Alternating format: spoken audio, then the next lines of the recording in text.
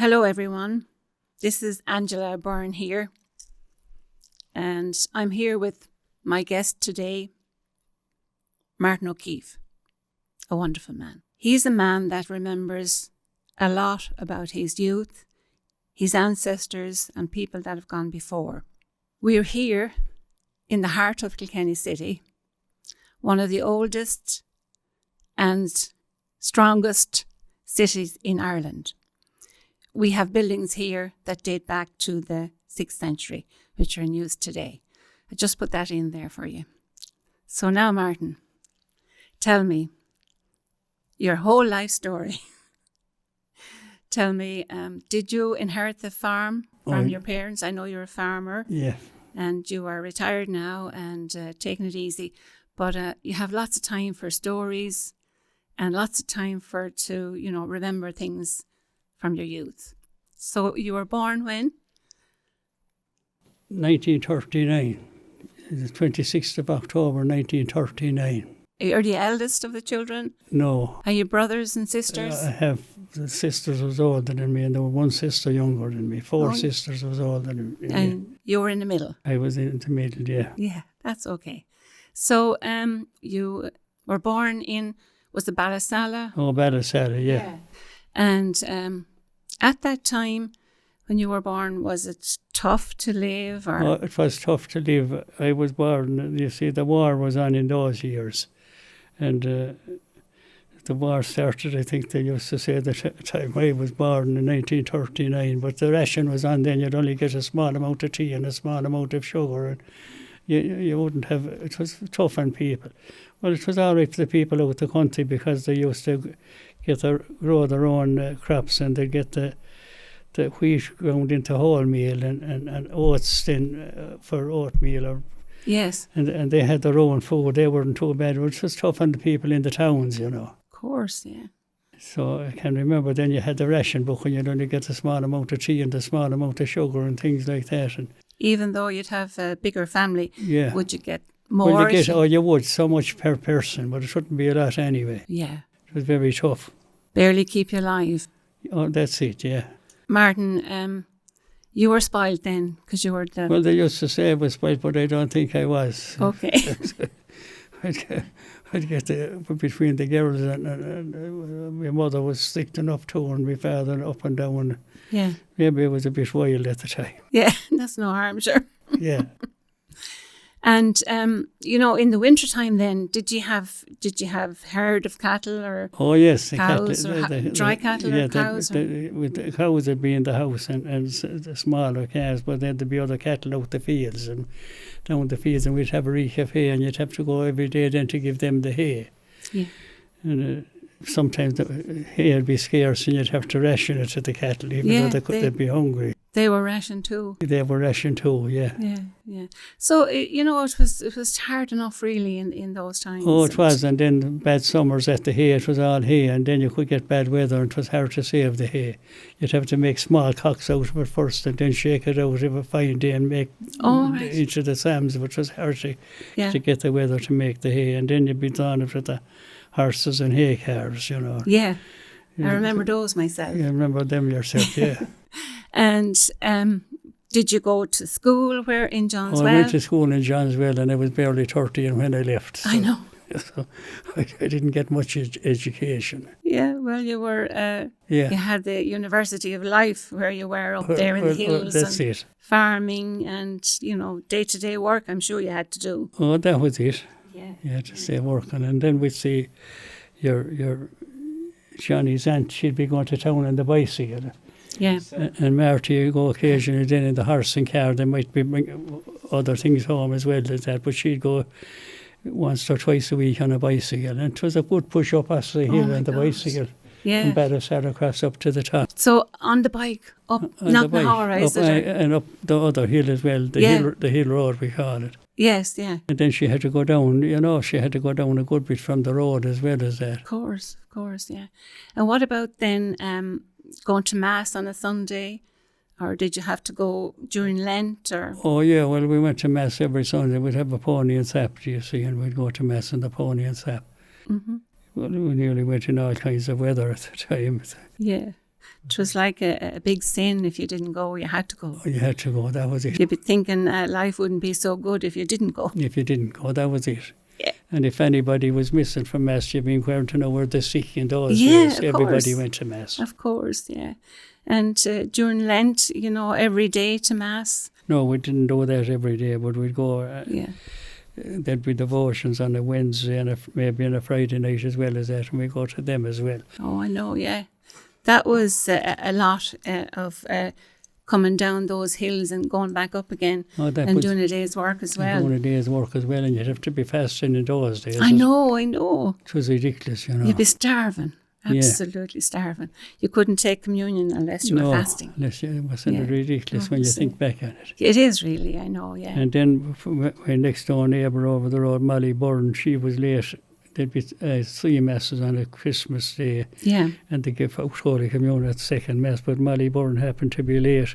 And she came into Father Collier was in it at the time. She wanted Holy Communion of him. And why weren't she said the clock was stopped. I was serving Mass. Yeah. And why weren't they time, he said again. Didn't I tell you the clock was stopped? So she, but anyway, nearly brought her on the compliment to give her Holy Communion. Did he? I often wonder why she didn't walk away. You know. That was it. Clergy was tough too. They were. They put a lot of rules and regulations on the parishioners, which wouldn't work nowadays. Not at all, no. Yeah, I too remember those days. We had to go to 3 masses and go to school, walk to school and walk home. Walk home, yeah. Even in winter when it was... In all kinds of weather. And moving on then, Martin, I remember seeing you going on horseback around your farm. And will you tell us, that was unusual even then. Well, it was very unusual then, but however it was, I always kept one, and I'd put the saddle on and bridle on her the first thing in the morning, and I'd bring the cows, and then I'd go look at the cattle here or there. Yeah. And maybe headed up at your aunt's place, then down there, I'd be going looking at the cattle as well. And the horses were going to be scarce at one time, but they used to be all look at me going on horseback. Yeah. It's so unusual, I suppose. So unusual, yeah. They were kind of getting into the tractors then, maybe, were they? It was all sectors they wanted, you see. At that time then. But I got a great kick out of riding the horse now. Yeah, and it was easier go down the fields, especially if there was bogs or whatever. It was lovely, yeah. Yeah, you could get up in the morning and head off. Yeah, but, it was a lovely thing to do, really, to be out on horseback, yeah. Yeah, nothing like it, I'm sure. So, Martin, tell me then, do you remember any people in the community who were able to have cures for sicknesses, or was there somebody for the animals who were sick?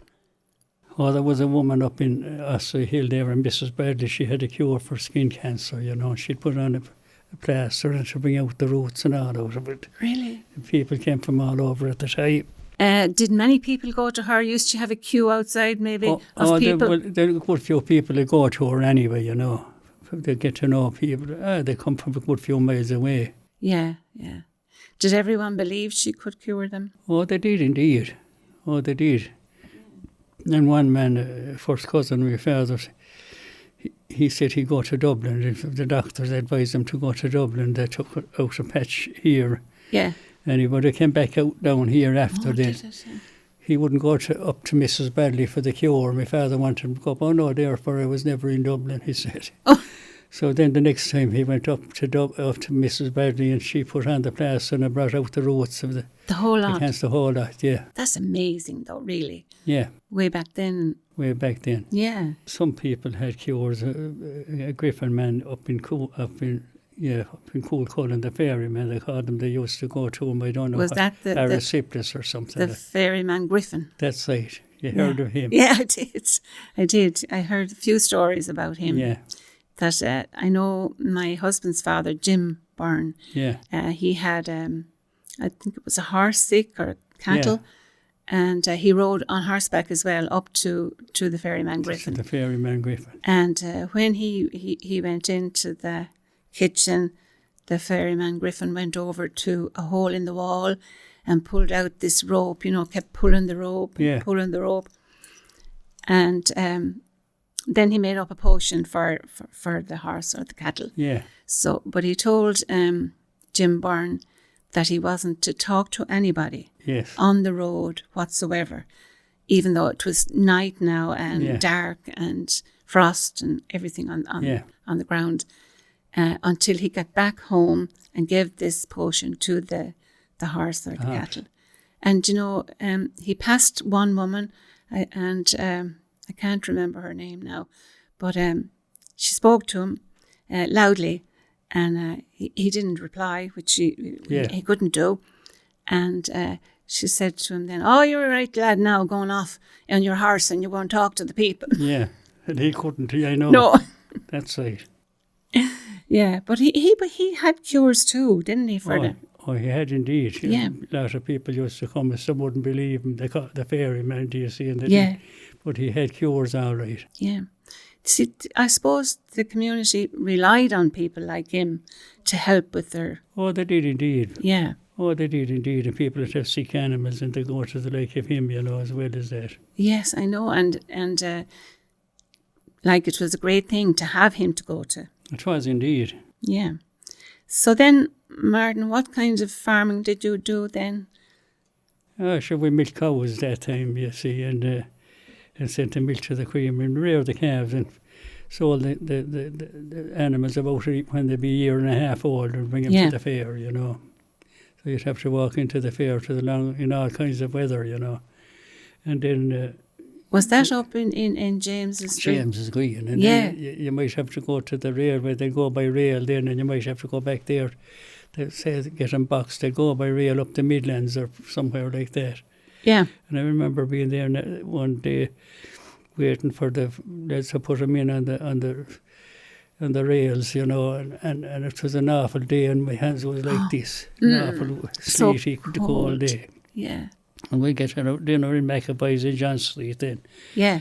McAvoy's. Who was in McAvoy's now? It's John Joe Cullen, the butchers. Oh, yes. I think it was there. That's John Joe, yeah. It's McAvoy, yeah. Oh, I think I know who you were. Yes. And I know that my husband's father again, my father-in-law, Jim Byrne, he used to have pigs, and he would take him in to James's Green as well to be sold. To be sold, yeah. And you had to mind the animals yourself in a small corner. Oh, that's right. They weren't hemmed in or nothing. No. Just there. There, that was it. Yeah, and... all the cattle would go to the fair, and there'd be a couple. Well, there'd be one behind. I'd be driving my cattle, and there'd be a man in front of me that as well, and then there'd be a man coming behind with his cattle, and that's the way there'd be a lot of cattle going into the fairs. Yeah. And they'd have to walk miles, back up Cairns Bridge and along there. We'd go down to Ballasalla across, and they'd be coming the other way. Yes. And they'd be after coming miles at that time. Of course, yeah. That was tough enough, though. And then the fair day in November, to be the year and a half, horses would be out. Oh. And they'd come back from far back as Rossmore, they'd hit away back miles and miles. Yeah. And there'd be horses from all over. It was a great horse fair. Yeah. Kilkenny, Yeah. The November day. Oh, that's gone now. That's gone now, yeah. Yeah, all those beautiful animals, yeah. But you remember those days with fondness in a way, Oh, it was great, and you'd meet people from all over the place that you hadn't met, and everybody would be delighted to meet on the fair day, and then meet in pubs then after that as well. It was a great day out. Yeah, you have a bottle of stout. Well, I hadn't, but the other men used to have, and maybe sometimes one too many. But anyway, that's the way it went. They'd be only out once or twice in the year. Yeah, of course, yeah. And women weren't allowed into the pub. Oh, not at all. They wouldn't be seen in a pub in those days. No, it was like a sin if you did. Oh, not at all. No, I remember that too. Yeah. My aunt had a pub in John Street. Yeah. It was called O Keeffe's, and she was a Brennan. And I remember... that was my people as well. Was it a Brennan? Matt and yeah. Matt and what? Two O'Keeffe brothers. Yes, yeah. Well, anyway, go ahead. Yeah. So, she married in there, and they had the pub. And after the mart or after the fair day, lots of people would go in there to her as well. I remember looking in, and most people just had a bottle of stout. Yeah. And how they used to do it back then was you would buy in the porter or the Guinness yourself, and then you would bottle it yourself. and put your own label on it. Oh, I see. Like, yeah, it said Smedics, but it was Brennan's of John Street as well. Yeah, that was a lovely touch, I thought, back then. Well, it was indeed. Yeah, you could have do your own thing, yeah. And they were always busy then on the day of a hurling match. That would be up in the park. Oh, that's right. Crowds coming down. Big business there, yeah. Huge. Oh, they did a great business. Men, yeah. Now, they had a yard out the back, and you could come in in your horse and car, your ass and car, and you could tie it up in the back there. That's right. And they always had a bit of food, straw or hay or something as well. And in one of the rooms, they had all these, I don't know what you'd call them really. They were like all big, like trays of different kind of foods for animals, and you'd buy a bag, you'd weigh it out there, and I know, the bag, There's not like that now. Well, it was my mother's people owned that first, I think. Willie Ryan, he married a Foley woman or something, a widow Foley. And then Matt Keeffe and his brother worked in it, and then they bought it when it was sold after that. It went by the O'Keeffe brothers in for a number of years until they died out, until your own people took it over. Yeah. She married, my Aunt Peg, she married a Brennan. From Kilmadum, those Stephen friends. Brennan, Yeah, that's it, Stephen. Oh, I knew them people well. Yeah, they did a great business there for a long time. Oh, for a long time. They did a big business in it, yeah. They were a great asset to the farmers coming in. And, they were indeed. You know, it was... and they'd always have a bottle or two of stout before they go home. They would. That was the usual thing at the time. Yeah. So, Martin, we spoke about that now. We involved in the community in Johnswell. And not so much, sure. Yeah. There wasn't a lot going on at that time. Yeah. You know, it was slack enough. Quiet enough at that time, yeah. On my day now in Johnswell, which is a long time ago too, we used to organise dances. You know, we'd put on a dance for some charity event. Keep Fit, yeah. Yeah, I used to teach Keep Fit there too. Yeah. And I remember having an auction or two there as well. Yeah. And I think you were there and you had a sheep or something to auction. And other people had, you know, a calf or... Oh, that's right, yeah. Yeah, that you know, that was good too for people. It was at the time. So, Martin, how many children have you and family? 6. Have you? 4 girls and 2 boys. Yeah, all done for now. All done for now, yeah.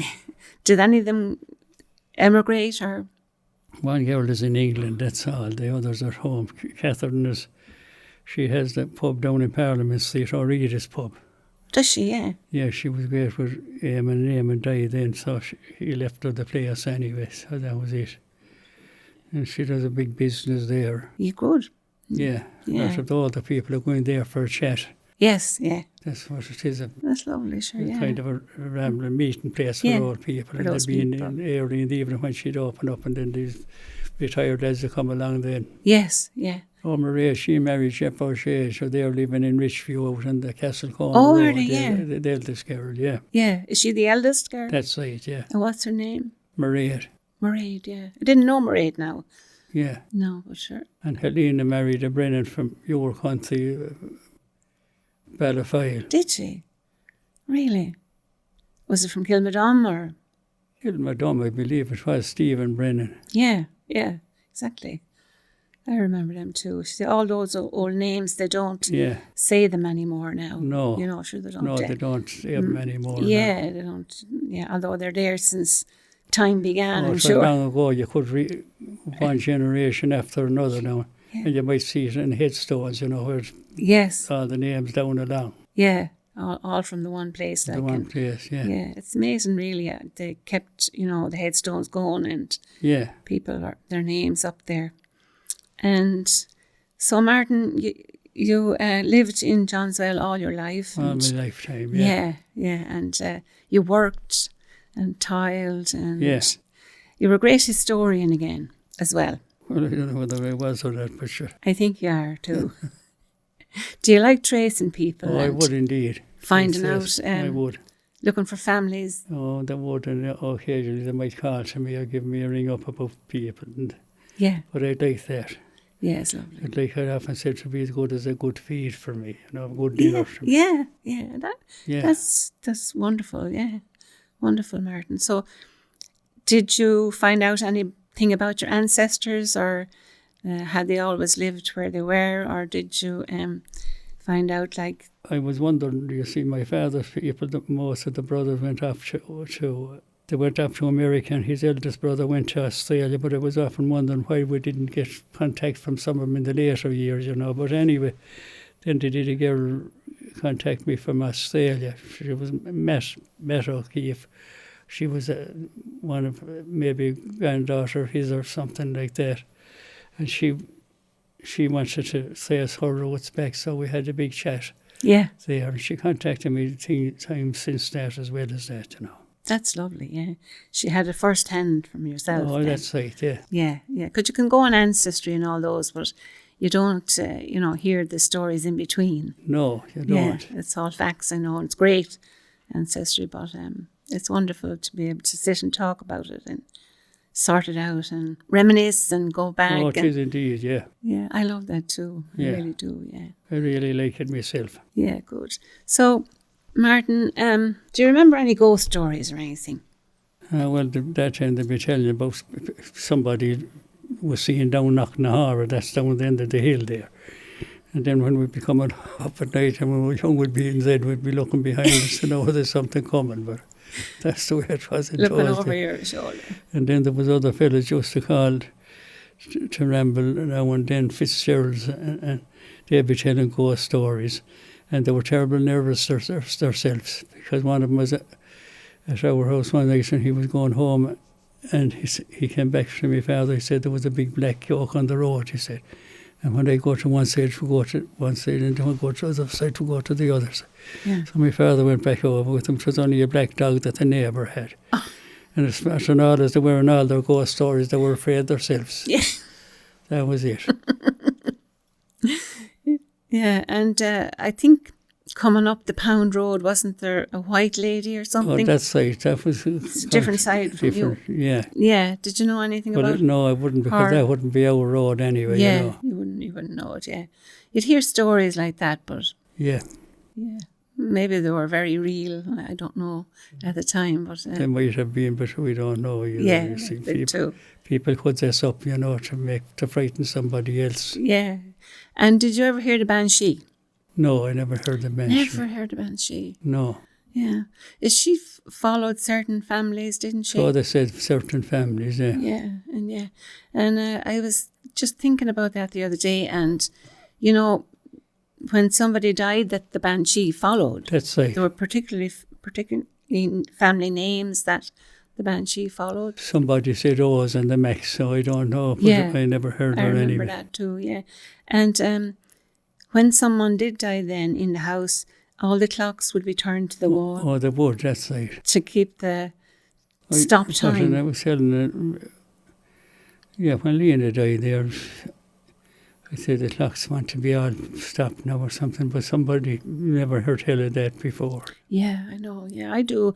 And the mirrors as well. And the mirrors, we cover the mirrors. Yeah. And that's what it came about. We cover the... Yeah. People never heard tell of that. Yeah. But we covered the mirror. I remember the sitting room. Yeah. I said, you want to cover that mirror now.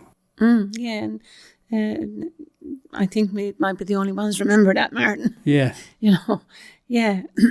I remember hearing at one time, I think I was maybe 4 or 5, and we were let out to play because it had rained for nearly 3 days, and we were all in the house, and Mother said, as soon as the rain stops now, out you go. Yes. So we did. And there was floods across the road everywhere, and my sister pushed me into a big lock of water. So anyway, they pulled me out anyway, her and my brother. And the next thing we heard this awful shriek. Like it was something that you would just stop and stand, and you just couldn't move like. So my brother and sister told me that was the Banshee. The Banshee. Yeah. And when we went home that, Mother told us somebody had passed away. I see. And the Banshee was coming after.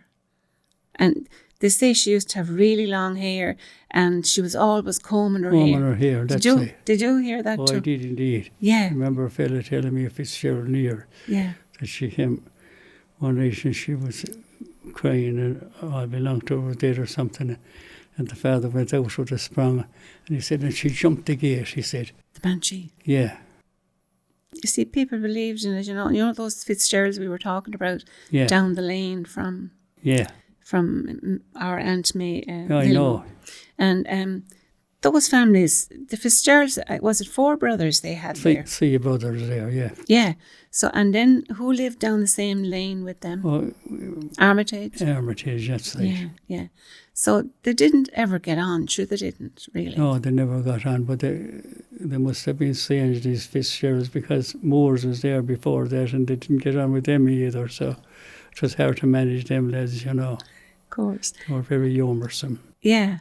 And they used to grow a lot of vegetables and they'd be into town with a load of cabbage, lovely fresh cabbage and that on a Saturday. Yeah, imagine they brought him into town. And I heard a story that they, was it Armitage's put up a gate? Yeah.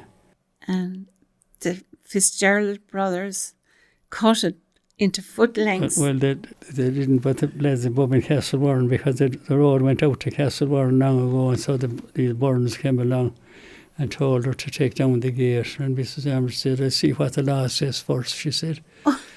So they took her down and left it beside the ditch. Anyway, and they came back, it was up again another time, and they brought chisels and sledges and cut it up in small pieces. That was it. Oh my God. That was it. And another time I read on an old Kilkenny people that I found. It was in the 1930s, I think, maybe. And it was 2 families that were feuding in Ossory Hill. And I went to court. Yeah. And I think it was the Fitzgeralds maybe and the Armitages, but I'm not 100% sure now about that. But the judge anyway said it was coming up near Christmas at this point, and the judge said, it'll be a quiet Christmas in Ossory Hill. Yes, because I see. Whatever he gave them, I don't know, whatever. I know. Yeah, but that's the way families were at that time too. The Garrets and we used to call them Garrets and the Moores didn't get on. Mm. But anyway, there was someone going to the fair one day then, and a neighbour down the road was with them down Fairness, down with John Lennon. And they were going down at the top of the hill below our house, you know. Yeah. And they met a woman with a black coat going along. Mm. One, they said, you see that woman? And the other lad didn't see her at all. Yeah, but there were after being some trouble in the house. I don't know, there could have been a woman murdered or something in the house, you know, but that was covered up at the time. Yeah, and her spirit was still going around. Her spirit was still going around, yeah. Yeah. Well, they did strange things happened that time. Yeah, they did really. So, anything that you remember from your youth, and did you go to dances in Johnswell? Oh, I did indeed. All, yeah. Castlewarren and Coon and Muckley. Did you? Everywhere at that time, yeah. Castlewarren, Coon and Muckley. And where did you meet Lena, your wife? Oh, where did I meet her? Oh, down in Clara, I think. But I have seen her in Johnswell before that, and in Coon, I think, and I was winking at her. You had your eye on her? But anyway, then we went to a dance in Clara on the 6th of January 1960. It used to be Holy Day, and then that Holy Day was cut away with that particular time, but she was at the dance in Clara, so that's where I met her. Yeah, lovely. Martin, you kept yourself busy all through your life. Yeah, well, we had a great time in the late time, you see. I said when we'd retire, we toured the country, so we did from the top of Donegal down to Cork. Oh, that's brilliant. We were up in the Donegal a few times, you know. Yeah. We were up to the tip top and got a drink in the most northerly pub up there. Did you? Yeah. So we had a great time in the... Yeah. And last year then, we were off for 5 weeks. Oh, did you? 5 whole weeks? And then Andy went, when we were coming back, I said, when the money runs out, I said... Yeah. We would always go to Kilkenny for a year, but we went to Kilkenny and we done other places. That then as well, yeah. We stayed there for 5 weeks. Oh, that's That brilliant. was the longest ever, you know. It was lovely, sure. The two of you. Yeah. Yeah.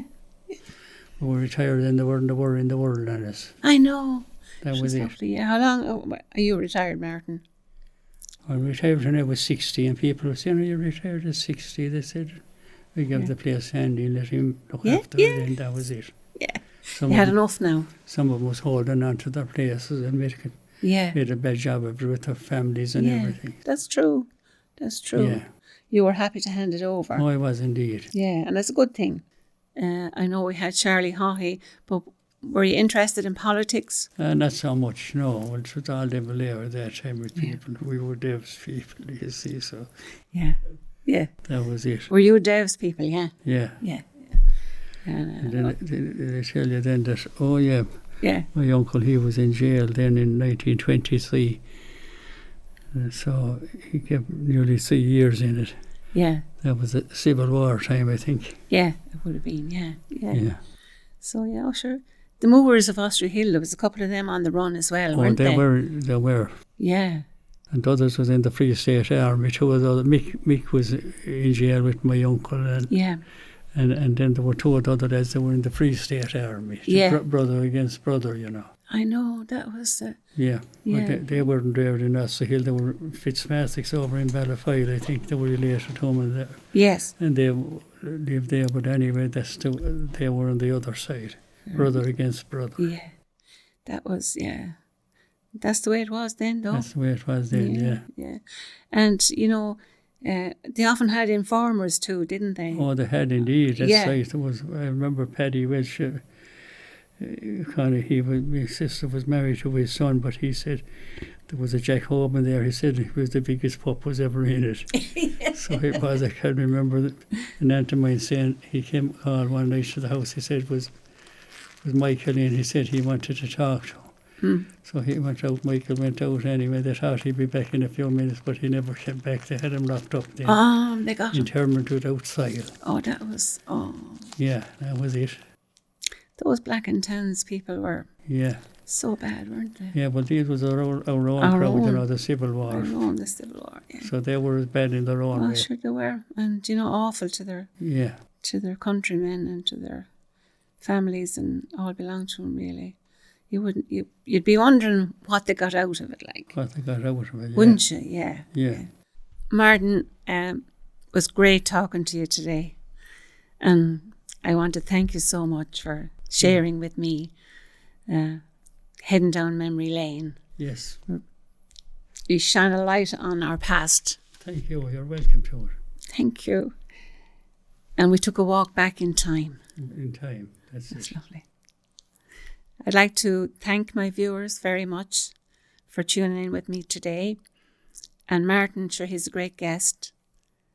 And I love talking to him. And I particularly like remembering old times and traditions and customs that we had many years ago, which now a lot of them are forgotten. But it's my ambition to remember them like Martin does. So thanks for tuning in. I'll talk to you again next week. Bye-bye.